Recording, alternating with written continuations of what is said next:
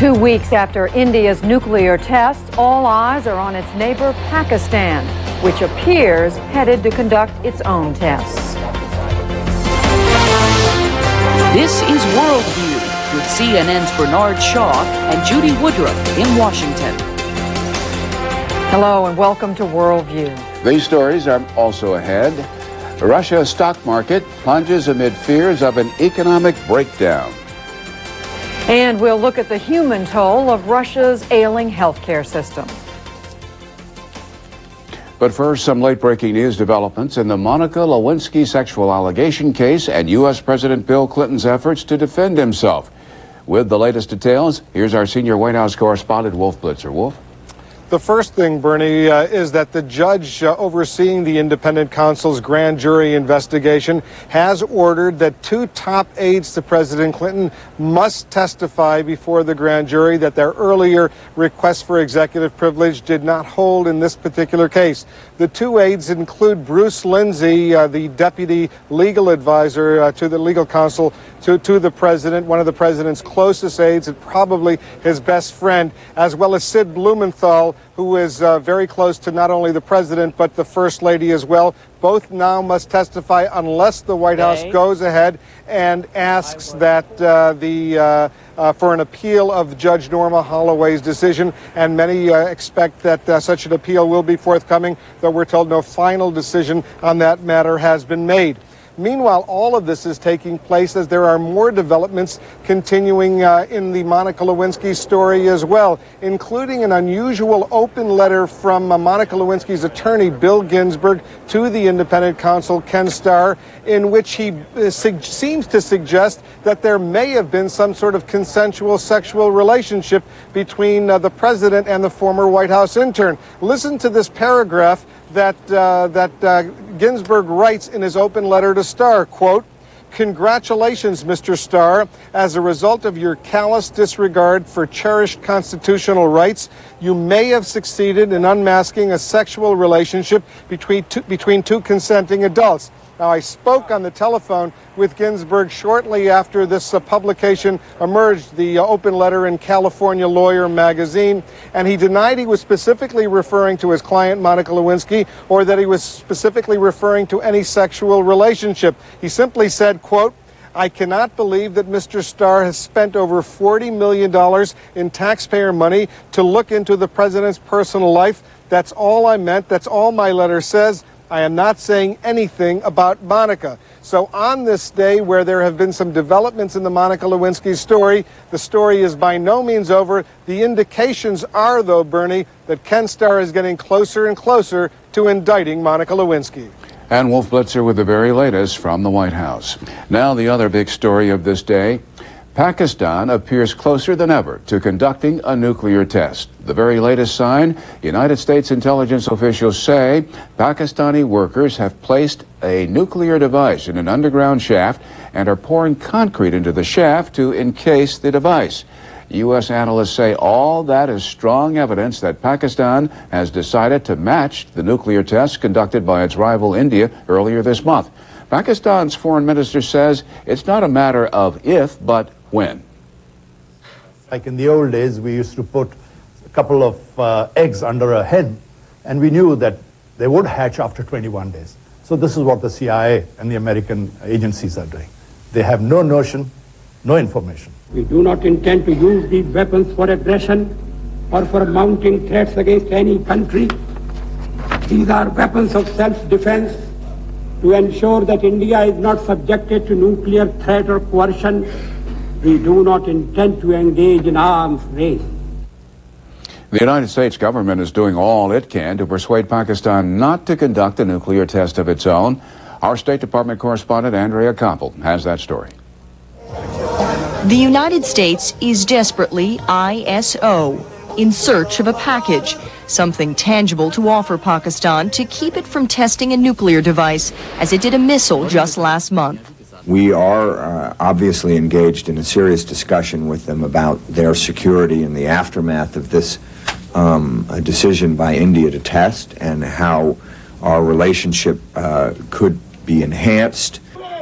But with domestic pressure growing to counter the Indian tests with a show of Pakistani force, some experts say the Pakistani government is caught between a rock and a hard place. If the Prime Minister of Pakistan does not test, he is viewed within the country as selling out national security for Uncle Sam and the International Monetary Fund.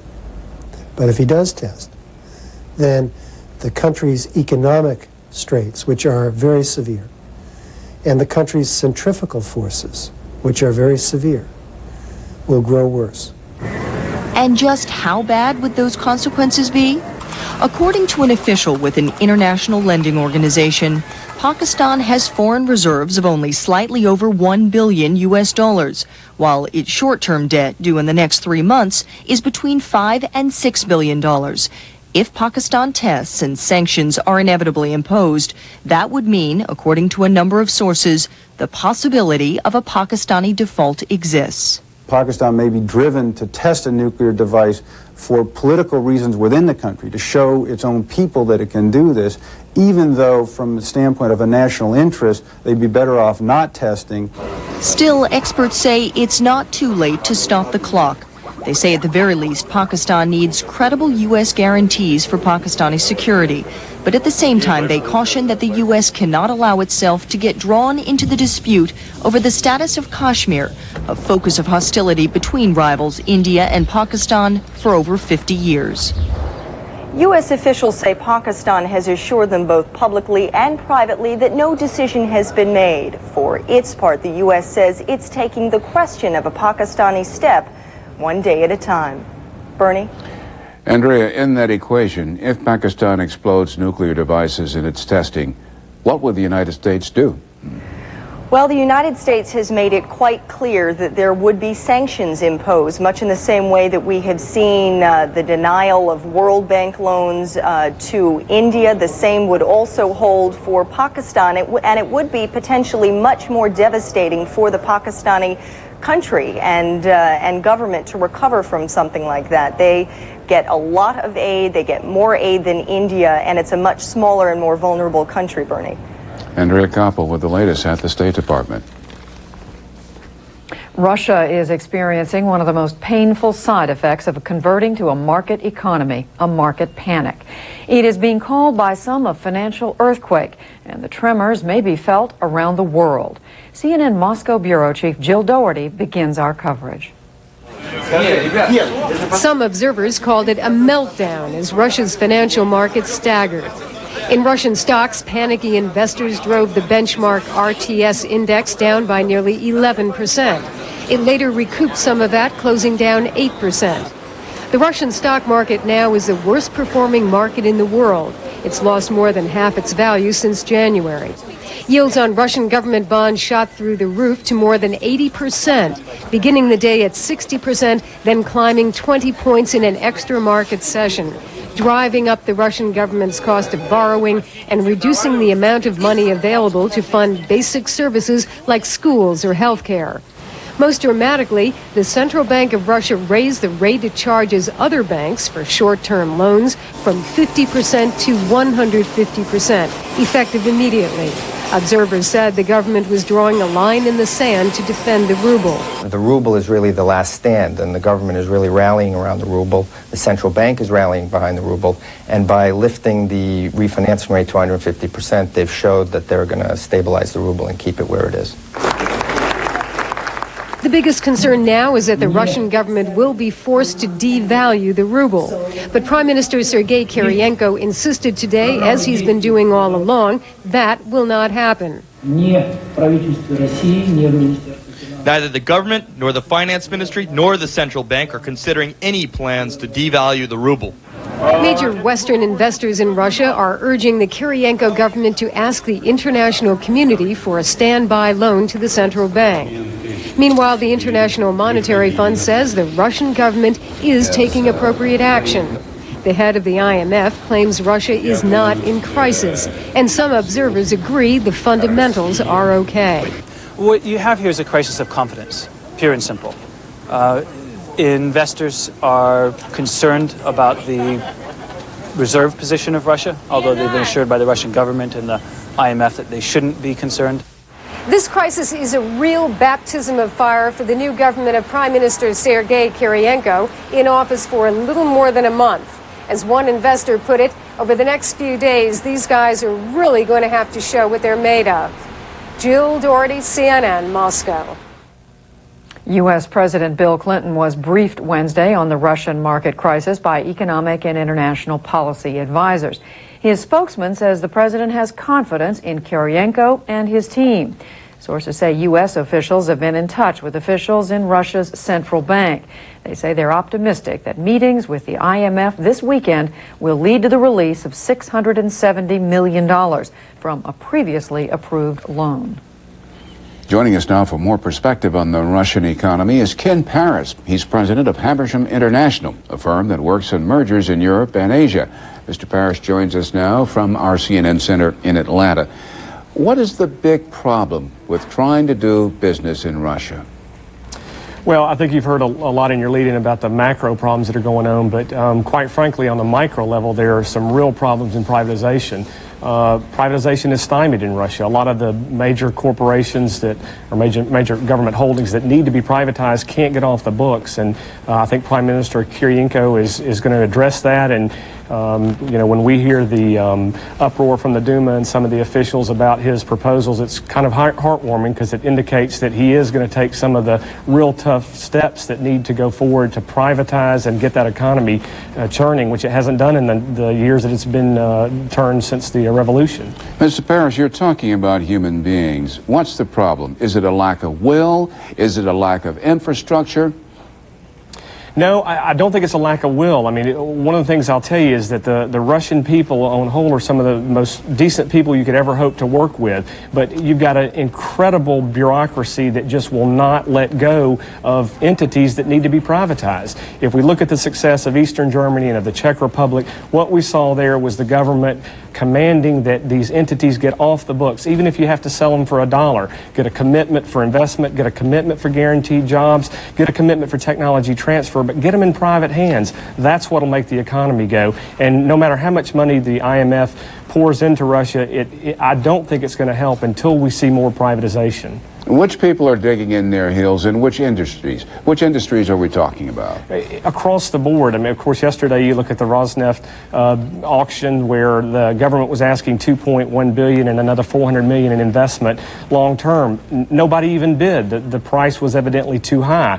You see that from the largest entity all the way down to the smallest retail shop. What the government, I think, could do to spur that on is to drop the prices, have a fire sale, and let's get privatization underway. Let's go beneath this layer. Is there a difference in generational mentality? For example, would you hire workers in which age categories? Well, yes, absolutely. I mean, one of the greatest things you're seeing happening right now across Central and Eastern Europe is that a lot of the leaders are in their mid-30s, and that is really a tremendous step. Much of the mentality that is among the older generation is no matter how much they talk about privatization and market economy, when it comes down to committing the act, that they just can't do it. And it is definitely a generational situation. So when you look at the big companies and the issues with the coal miners that aren't getting paid, they're companies that are still bound by the older generation. If you go across town and find a company where some 25-year-olds have come together to do some light manufacturing, they're making their payroll, they're selling their goods, they're having tremendous success. I want to interrupt you because I want you to take the final 30 seconds to tell us, people watching and listening to you, what's your assessment about the near term, based on what you know on the ground in Russia? The near term is good. They're having a financial crisis now. I do think the IMF will step in, and I do think that will help stabilize the economy. If Prime Minister Kiriyenko has success with his programs, then I think what you'll see is a rapid privatization that will boost the small and medium-sized businesses and get the small businesses going forward to make payroll, to give people a standard of living that they desperately need and desperately desire. Ken Paris, thanks for joining us on WorldView. Even before the recent market turmoil, Russia's transition from communism produced many hardships. Now, CNN's Betsy Aaron reports those hardships literally threaten the nation's future. She says she feels much better today. Teresa's 28 weeks pregnant, her third pregnancy. She could not carry the first two to term. At 41, she's determined to have this baby. I think the only goal in life for a woman is to have a baby. She's got high blood pressure, dangerously high to both herself and the child. It's a common pregnancy problem in Russia, along with kidney and blood clotting difficulties. There are other problems connected with weak immune systems, infectious or sexually transmitted diseases, and diabetes. When compared with pregnancy figures for Europe, twice the number of Russian women die in childbirth. Last year, 820 deaths out of 1,700,000 births. There are a lot of explanations, but one basic fact stands out. Only 30% of women of childbearing age are healthy. And healthy women are having fewer children. Doctors advised Larissa to terminate the pregnancy. She refused. Yes, of course I have some fears, but I will fight to the end. She will give birth to a child. The question is whether the child will be healthy. We'll know after the 32nd week. Right now, we're keeping our fingers crossed. Unhealthy women having unhealthy babies. Of newborns, only 15 to 20% are healthy. The statistics show that the country won't have any future if we don't attack this problem. Since the breakup of the Soviet Union, the amount of money spent on health care has dropped drastically. Equipment is too often outdated, medicines often too expensive to be available. Women pay for today's hardships with their health. Quite often, a woman has to save money by eating bad food. Stress, bad environment, and lack of any knowledge about a healthy lifestyle, all those factors contribute to women's bad health. In a country where women work harder and have fewer material resources available to them, they are often the sole support of their families. In Mother Russia, mothers are producing the next unhealthy generation. Unless and until there is the will and the wherewithal to break the cycle, too many babies will end up here, fighting for their lives. Betsy Aaron, CNN Moscow. With Americans changing how they eat, what looks good for dinner? It's no surprise innovators like Publix are changing how they market. I want some fish. Or that they brought in a company to help them link 400 stores. Shipping 50, 20-pound crates. To monitor inventory so you get fresh food. To be delivered tomorrow. What may be news is who cooked this data network up. It was Bell South. I'm looking for some fresh cod. From big ideas to little dreams, we've got it in the bag. It was a major operation involving much consultation, surgery, specialized treatment, and teamwork. But with the help of Arthur Anderson, this hospital changed their business operating procedures and just got better and better.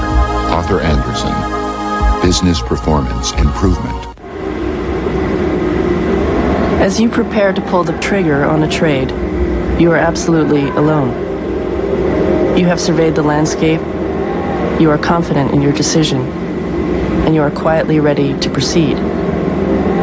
Nothing, not even lingering doubt, can distract you now.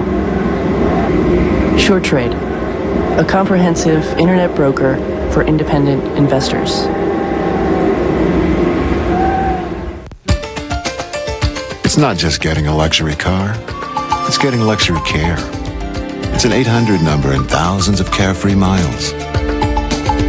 It's about service, concierge service, roadside assistance service, and good old-fashioned personal service. It's total luxury care from Acura. The true definition of luxury. Yours. Our keynote speaker holds a PhD in chemistry and serves as director of our North American facility. Please join me in welcoming Dr. James Dalrymple.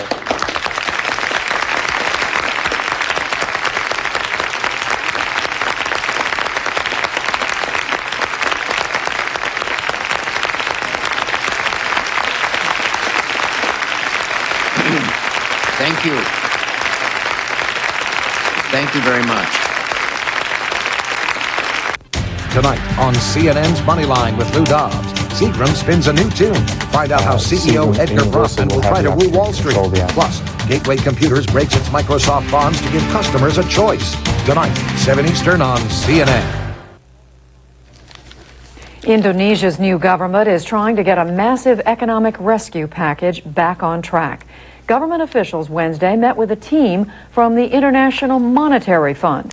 They debated how to revive a $43 billion bailout plan that was suspended amid anti-government riots.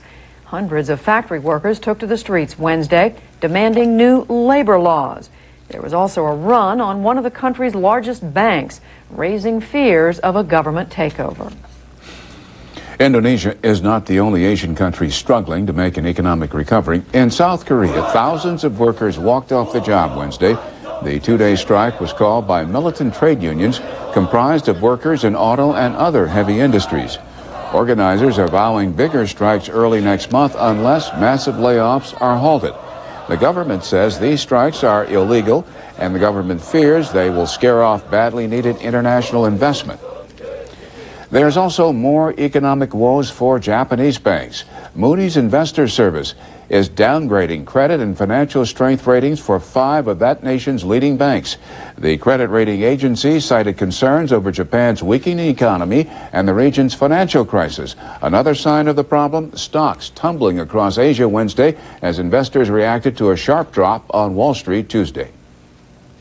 Technical problems have delayed the first direct shipment of U.S. humanitarian aid to Cuba since President Clinton loosened restrictions on flights. The Roman Catholic Charities Organization says it now hopes to send the $2 million worth of food and medical supplies on Thursday. Meanwhile, the U.S. is attempting to control the flow of European cash to Cuba. CNN's Havana Bureau Chief Lucia Newman reports. Cuba may be off limits for Americans, but not for Europeans, who've been investing and trading with Havana for years. The Spanish hotel chain Sol Meliá, for example, is building new and bigger hotels to cash in on the booming tourist market. European firms in Cuba have been facing sanctions from the United States if they invest in what Washington calls illegally expropriated U.S. property. But now, European firms run the risk of running afoul not only of the United States, but of their own governments, if an agreement reached last week between the European Union and Washington is put in effect. The so-called understanding announced in London calls for EU nations to deter investment in that illegally expropriated U.S. property in Cuba. In exchange, the Clinton administration promises to waive the threat of sanctions against executives of European firms, as called for in the Helms-Burton legislation, an issue which was poisoning U.S.-European relations. Cuba is incensed by what it calls Washington's latest maneuver to impose its will. In order to maintain its war against Cuba, the U.S. has to offend the rest of the planet. It has to trample on the sovereignty of every other nation. Many Europeans, such as this Spanish parliamentarian, are equally upset. Most opinion makers in Europe and most leaders in Europe do not know the contents of the agreement itself. Almost nobody has read that agreement. That agreement has been negotiated in a deep secrecy. Indeed, questions abound. For example, whose definition of illegally expropriated property will apply? Washington's, or that generally accepted under international law? The details are still such a mystery that no one seems sure just how the agreement will be implemented, if and when the deal is approved by the U.S. Congress and the European Union's Council of Ministers. And that's far from a done deal. Lucia Newman, CNN, Havana.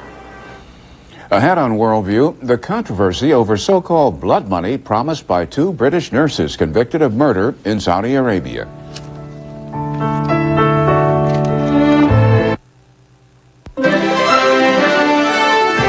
I'm watching you, CNN. A moment of goodwill, brought to you by First Plus Financial, a proud sponsor of the 1998 Goodwill Games. From Moscow to the Hudson, the Goodwill Games have become more than just a multi-sport event, but a part of world history.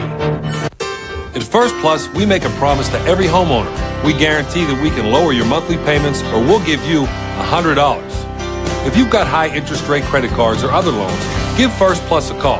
We can consolidate them into one low monthly payment, guaranteed to be less than what you are paying now, or we'll give you $100.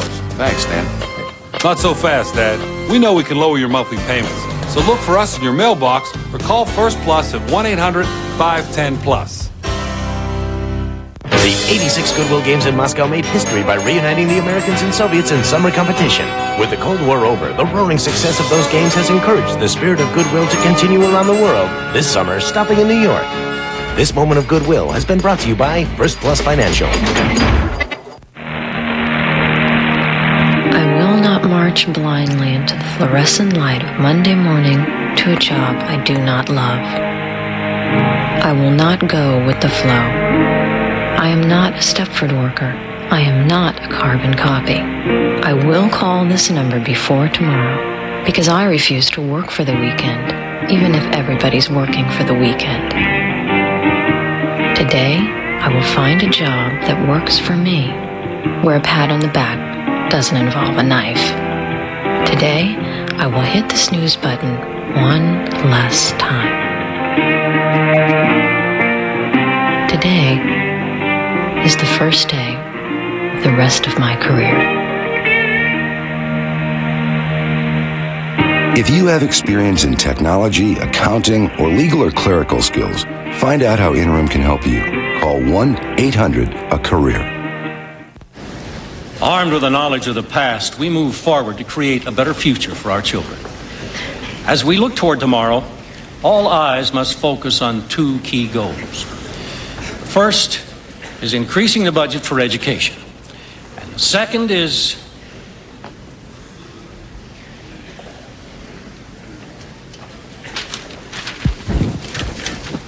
what is the second goal?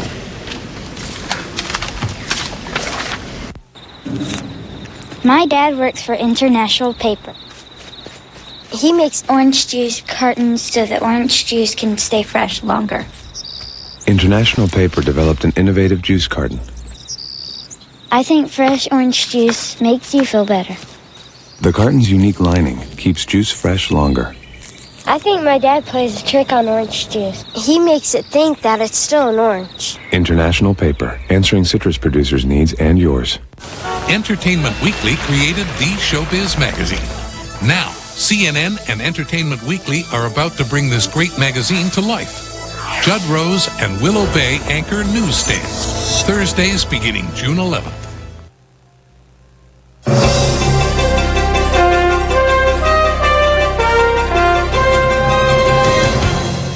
For a second straight day, Japan's emperor got an unceremonious welcome during his trip to Britain.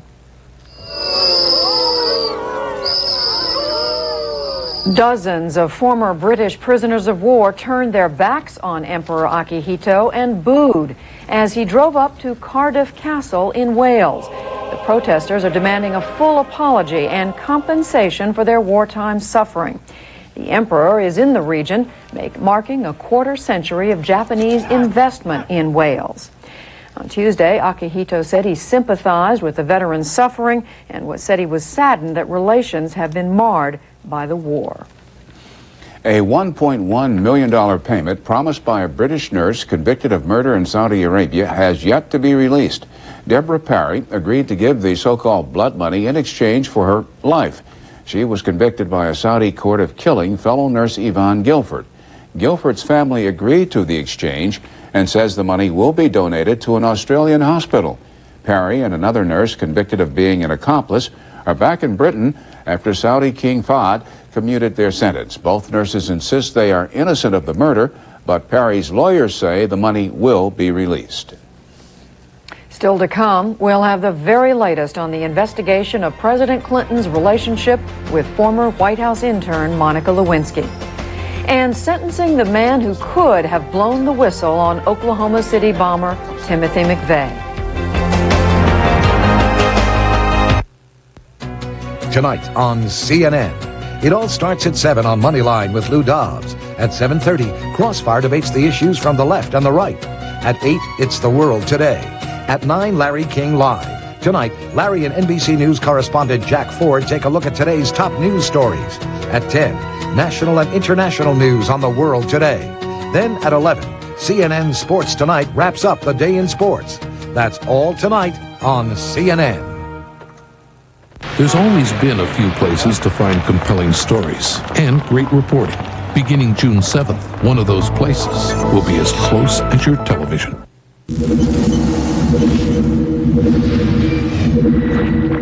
Another Nokia discovery.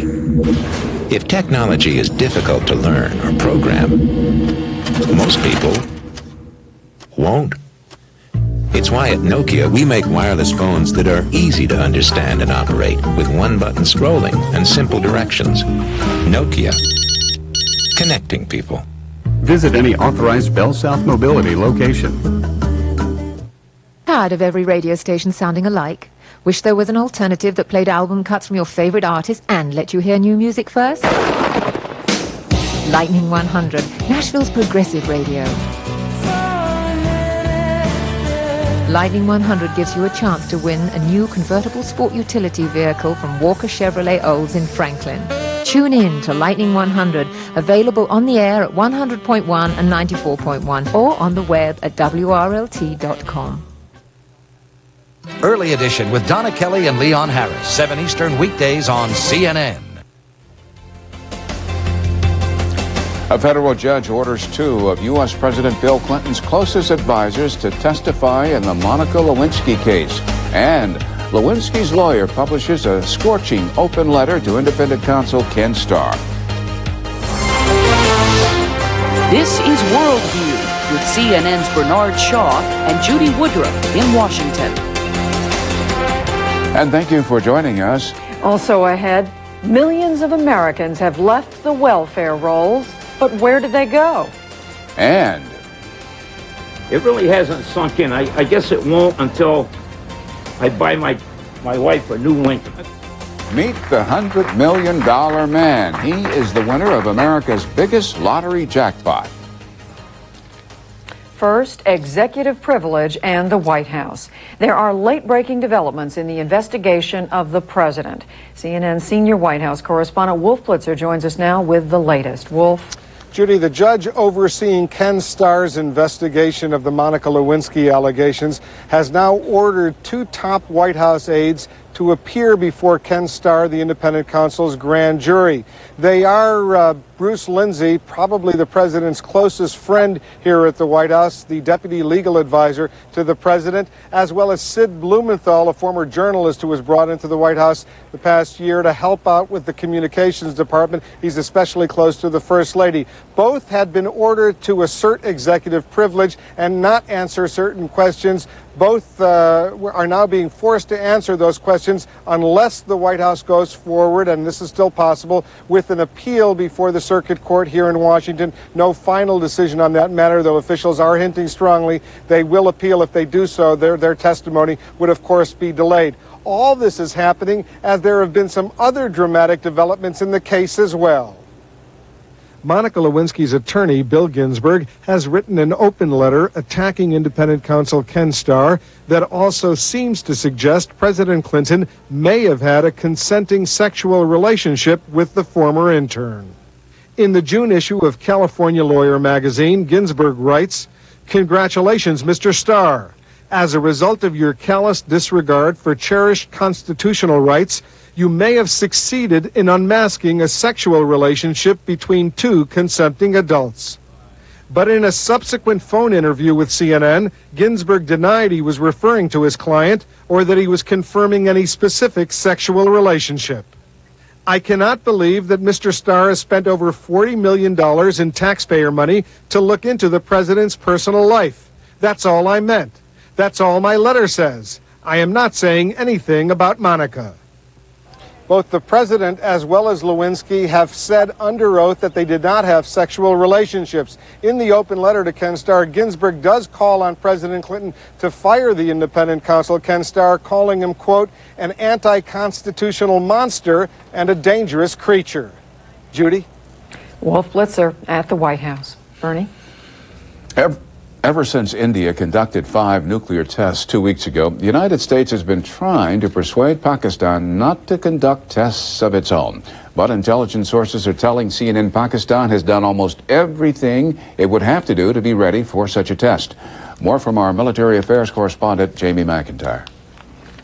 U.S. spy satellites are feeding a constant stream of data to intelligence analysts working around the clock.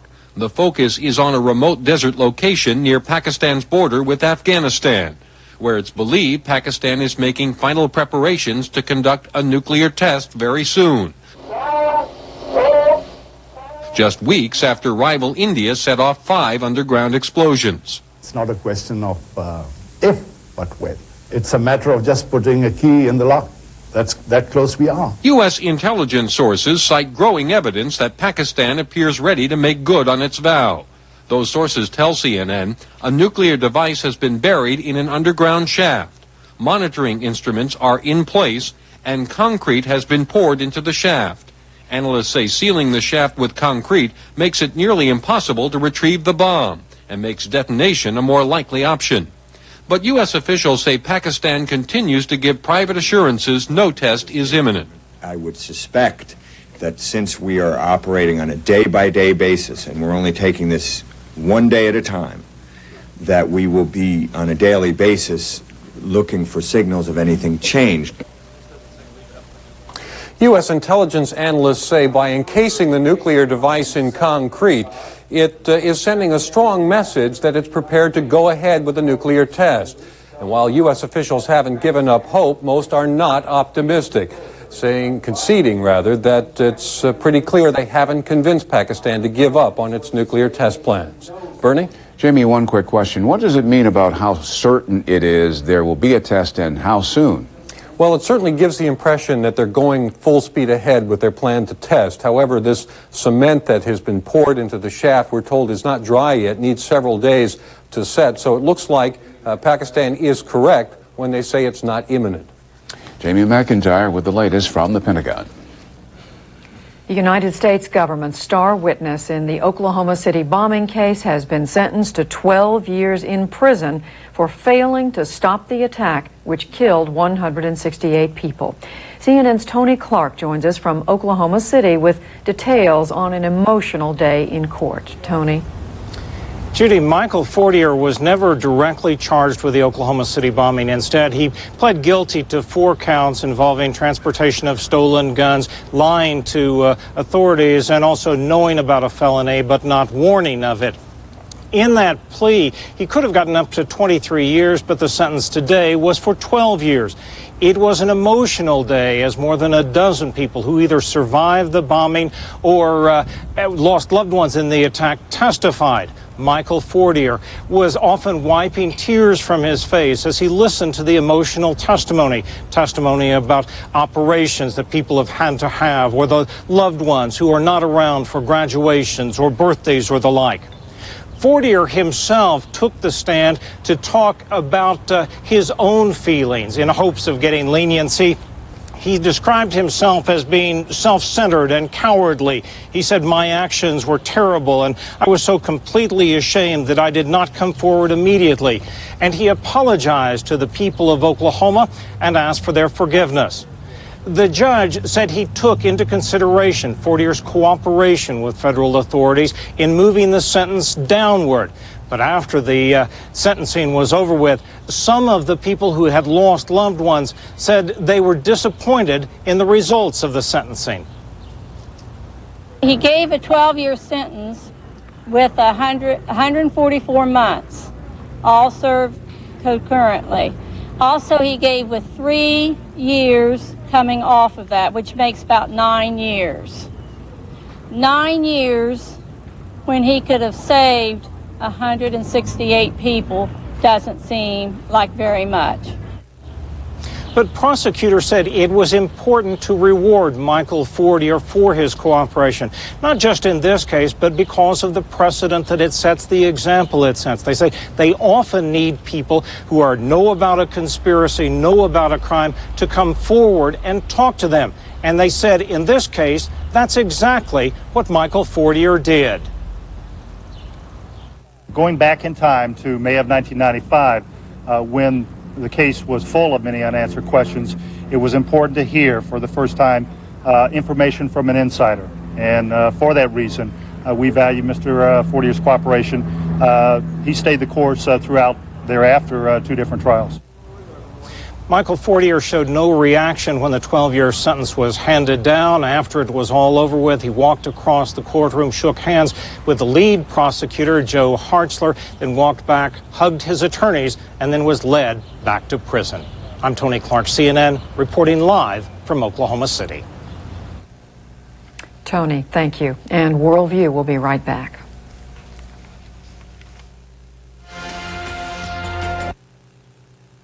If you're a growing company, you need an investment bank, and a merchant bank, and a corporate bank. But if you're a growing company, you really need one firm that gives you all that, and something more.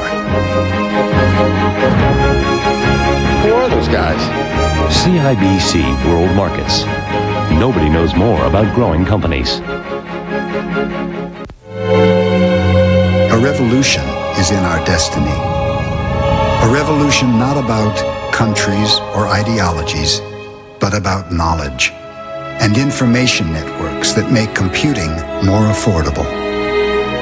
Where do we come in?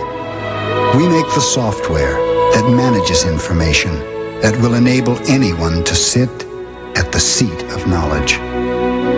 Oracle, enabling the information age.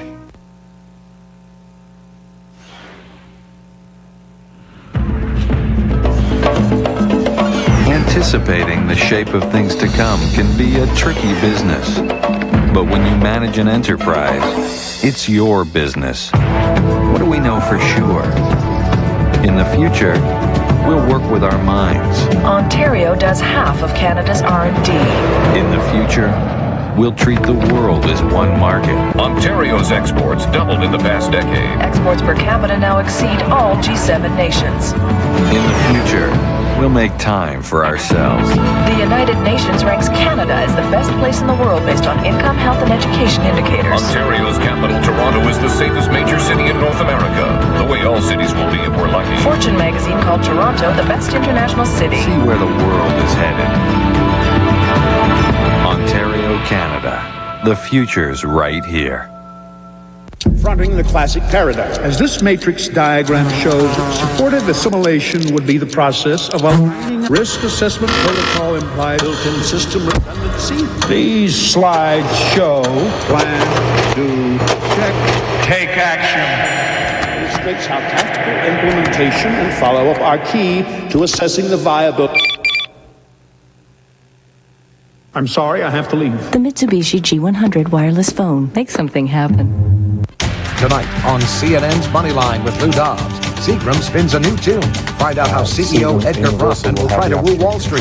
Plus, Gateway Computers breaks its Microsoft bonds to give customers a choice. Tonight, 7 Eastern on CNN. A big rebound on Wall Street, late afternoon bargain hunting fueling a recovery from a 150-point drop earlier in the day. By the close of trading, the Dow Jones Industrial Average dropped 27 points, finishing at 89.36. The NASDAQ Composite Index gained 3 points, ending the day at 1781. They're using terms like panic and meltdown to describe what's happening on the Russian stock market. On average, the value of Russian stocks plummeted 10% Wednesday. That's the equivalent of a 900-point drop in the U.S. Dow Jones Industrial Average. They've fallen by 50% since the beginning of this year. In an attempt to keep investors in the market, Russia's central bank tripled interest rates to 150%. In this age of a global economy, the impact won't be confined to Russia. CNN's Bill Dorman looks at the potential impact on United States businesses. Pepsi has been on the streets of Moscow since the early 1970s, the first Western product sold in the Soviet Union. Even before Mikhail Gorbachev switched from communist to capitalist, Pepsi was pouring millions of dollars into development, opening a Pizza Hut when it was still the Soviet Union. Today, Gorbachev is a Pizza Hut pitchman, and despite the current turmoil, a company spokesman says Pepsi is not planning any changes in its Russian business. That long-term view is standard among U.S. companies. I don't think that people should worry about the U.S. interests that multinationals have there. It's really a fraction of what exists. For example, a place like Indonesia. U.S. oil companies and oil equipment manufacturers still see Russia as a growth market. Russian oil companies make up nearly 3/4 of the country's stock market. Individual investors don't buy many stocks.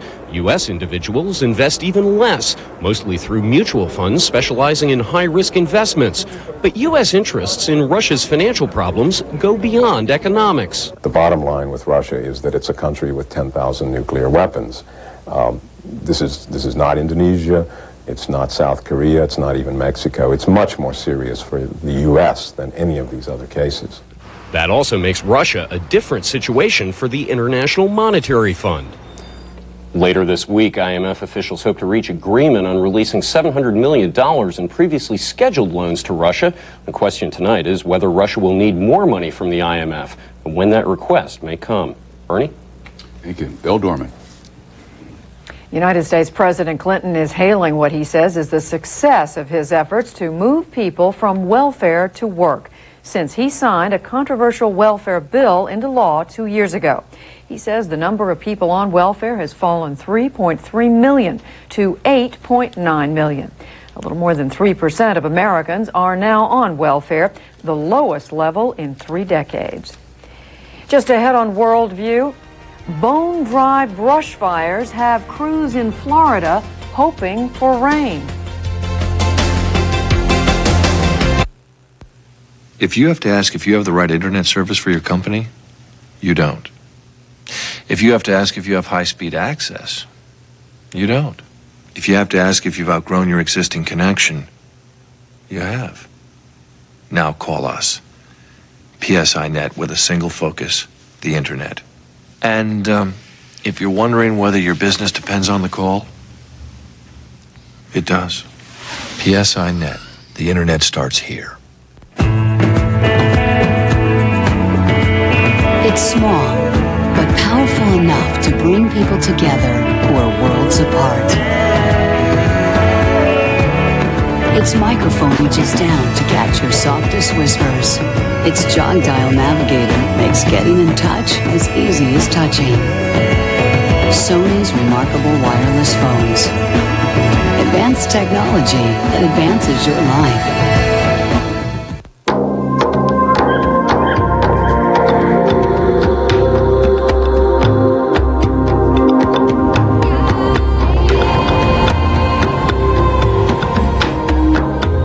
There are thousands of square miles to explore. And that's just on the inside. Chevy Tahoe.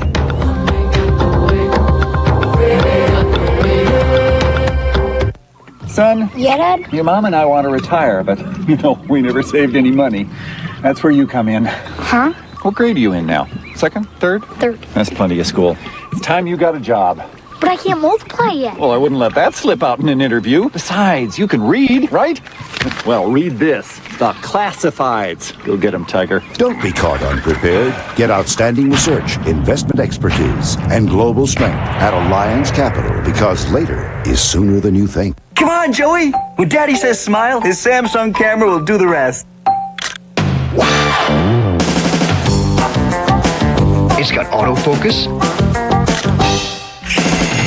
a zoom lens, and even switchable panorama. Feature for feature, Daddy could spend a lot more, but he couldn't buy a better camera. Simply amazing. Simply Samsung. U.S. consumer and health groups are going to court over genetically engineered food. The activist coalition is suing the U.S. Food and Drug Administration, demanding that it immediately test and label foods with altered DNA. The suit claims that 36 genetically engineered foods are now on grocery store shelves. An FDA spokeswoman says the agency relies on food companies to do the testing. Genetic splicing can alter characteristics, including appearance and resistance to disease. Dry weather is creating havoc in forests in the southern and western United States. In Florida, a national forest south of Tallahassee already has lost 1,500 acres to brush fires. CNN's Susan Candiotti reports. The destruction may look bad, but this happens every year in Florida. What's unusual about these searing forest fires is they're happening all at once, near the end of the dry season. Since the Memorial Day holiday, flames have claimed at least 1,500 acres. We depend very heavily on the weather in the firefighting business. Across parts of the south and western U.S., the weather isn't cooperating. It's abnormally dry in Florida, Louisiana, New Mexico, Montana, and Texas, thanks in part to El Nino. In Houston, hazy, smoky skies pushed north by raging fires in Mexico are creating health hazards. In Florida, it's been virtually dry for 2 months. Just like that, the faucet was turned off about mid-March, and we haven't received measurable rain since for most of the state. Homeowners 8 miles east of the blaze in Apalachicola National Forest are getting edgy. We're praying for rain for lots of reasons. It's extremely dry. You know, we're like, almost 4 inches under the normal, and everybody's gardens are drying up, as well as, worrying about the fire. For now, no homes are at risk.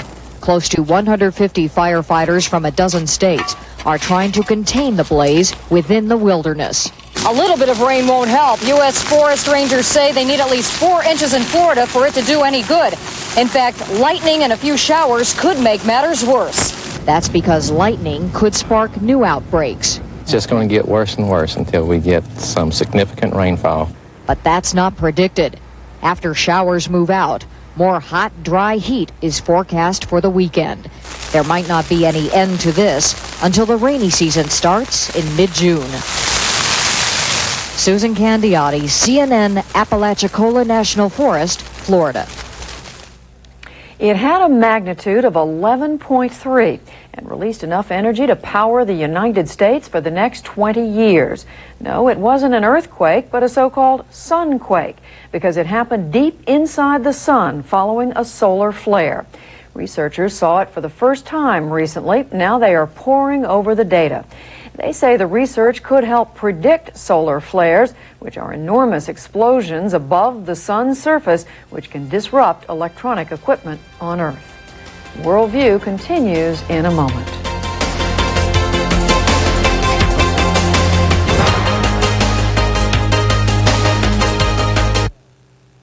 Leading Edge is brought to you by Mobile. Mobile, the energy to make a difference. This is one of a kind. This is a very sensitive environment. I'm an environmental biologist and I work for Mobile. When oil is found in a place like Newfoundland, you have to be careful because the sea, the wildlife, but also this culture is very unique, rich in traditions. It takes a lot of communication between Mobile, our partners, and the community. When the Hibernia platform was towed up, it was a great day here. I'm really proud about the homework that Mobile has done. We work very hard to make sure that we are welcome guests in this country. Sunday on CNN Perspectives. Put the pedal to the metal and shift into high gear. The track is open and the rebels have hit the road. Hot rodders in street-legal speed demons. Bootleggers in souped-up stock cars.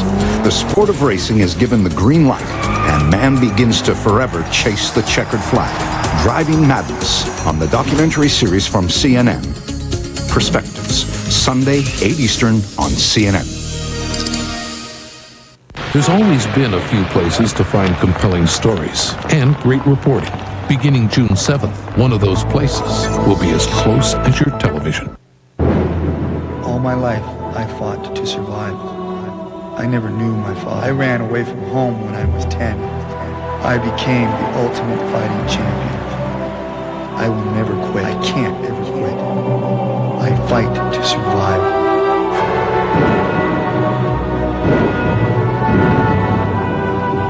Order WWF Over the Edge on pay-per-view, and you could receive an official WWF water bottle absolutely free.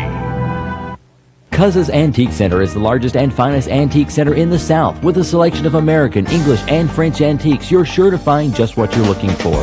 Cuz's Antique Center is home to Fight and Rooster Cutlery Company. The best quality Fight and Rooster cutlery is the finest cutlery made today. You'll also find Lebanon wholesale jewelry at Cuz's Antique Center. They have the biggest selection of diamonds in Wilson County. Plus, you can find over 200 paintings on canvas. All this under one roof at Cuz's Antique Center on the public square in Lebanon. Bonjour et bienvenue au showroom Eurodécor Nashville. Eurodécor crée l'événement en amenant une touche très professionnelle au monde de la décoration. Eurodécor is a European furniture and accessory showroom featuring extraordinary period, contemporary and antique from 17th to early 19th century. Chacun des visiteurs à l'issue de la visite est séduit par ce nouveau lieu inédit dans notre bonne ville de Nashville.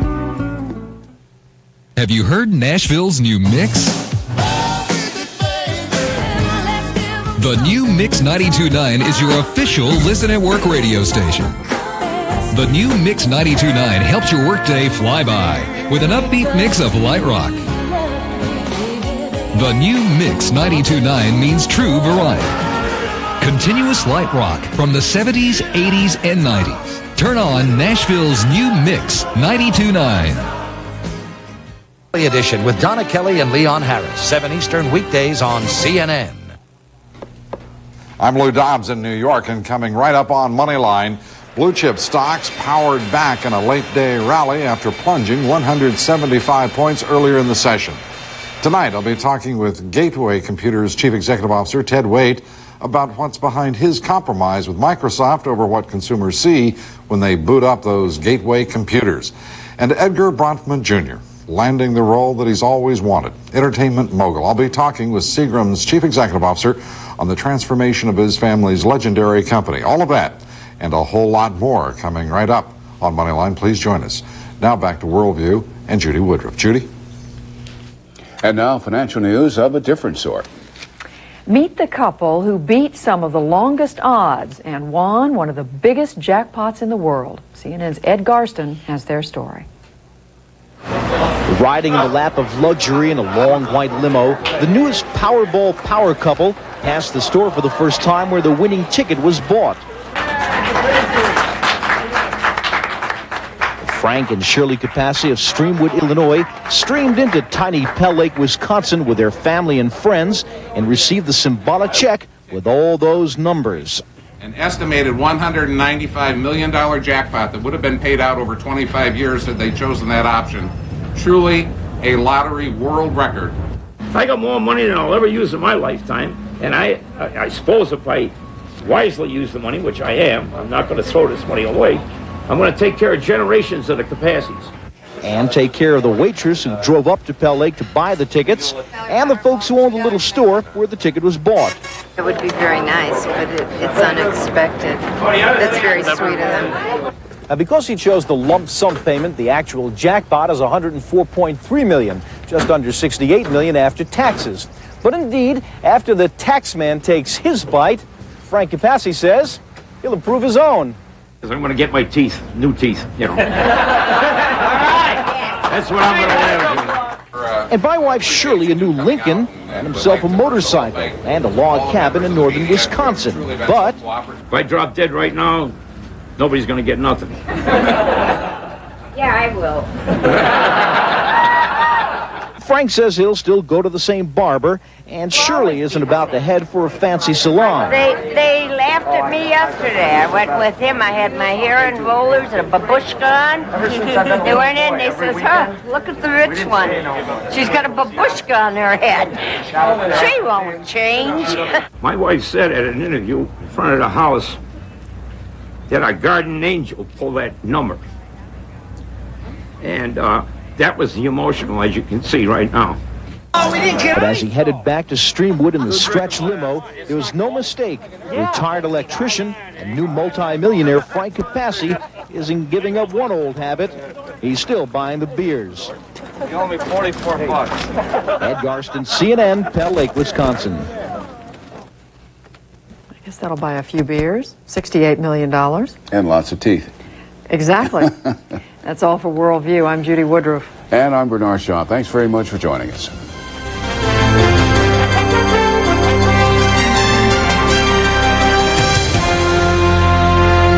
Closed captioning is brought to you by Bell Atlantic.